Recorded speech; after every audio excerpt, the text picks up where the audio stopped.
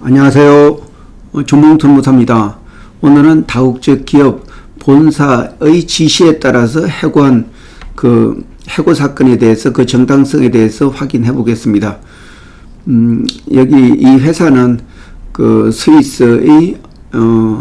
스위스에서 본사를 둔 세계적인 전기 제품을 만드는 회사이고 한국에 그 지사를 두고 있습니다.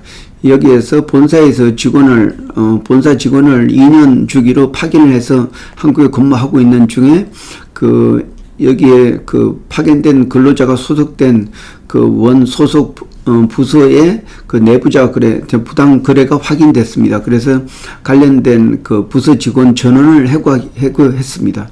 그래서 본사에서 한국 지사에 연락을 해서 부당 거래에 관련된 부서의 직원이기 때문에 이 직원도 바로 즉시 해고하라, 이런 지시가 떨어졌습니다. 그래서 한국에 있는 이 스위스 회사의 지사는 아무 생각 없이 본국에서 파견된 상무를 즉시 해고를 했습니다.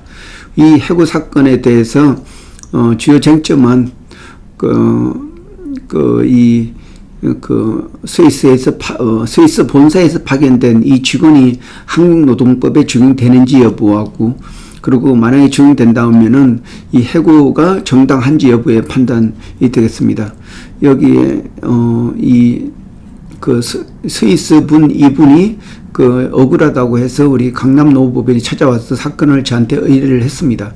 그래서 제가 설명해 준 것은 한국노동법은 속지주의 원칙을 적용하고 있기 때문에 한국에서 있는 모든 근로자들은 똑같이 한국노동법에 적용된다. 따라서 비록 본사에 파견된 직원이지만은 한국에서 고용하고 근로를 제공하고 있는 이상은 한국노동법이 적용된다. 그러면 본 사건에 대해서 정당성 여부는 정당성 파견 판단 기준에 따라서 해야 된다고 설명했습니다. 다시 말해서 해고 사유가 있어야 되고, 해고 양정이 정확해야 되고, 그리고 또 절차가 정당해야 됩니다.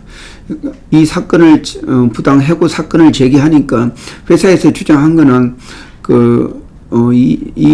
세계적인 이 전기용품 회사는 부당 거래나 아니면 또 뇌물수수, 또 그러한 이렇게 부정 행위가 있을 경우에는 즉시 해고를 한다. 그리고 이 근로자가 입사했을 때 윤리서약서를 작성했기 때문에 언제든지 해고할 수 있다, 이런 주장을 했습니다.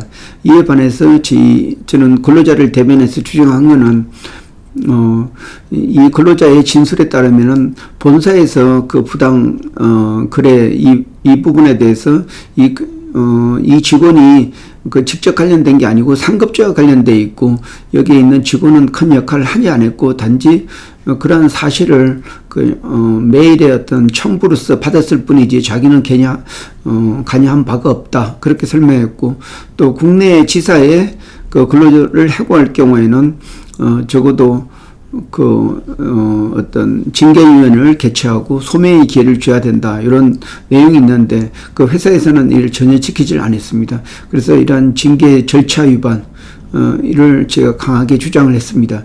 이에 대해서 노동위원회에서는 우리 근로자의 입장을 좀 거의 들어주는 그런 입장에 서게 돼가지고 회사가 합의 퇴직을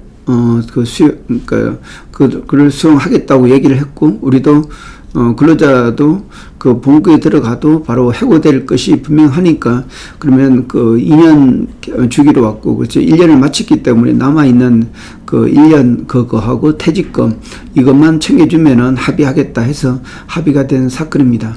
이 사건을 보면서 비록 외국인 본사에서 파견된 직원도 한국에서 근무하는 이상은 속지주의 원칙에 따라서 한국노동법이 적용된다는 그런 내용과, 그리고 해고할 때는 어떤 해고의 정당성 판단 기준을 철저히 준수해야 된다, 이런 것을 많이 느꼈습니다. 이상입니다.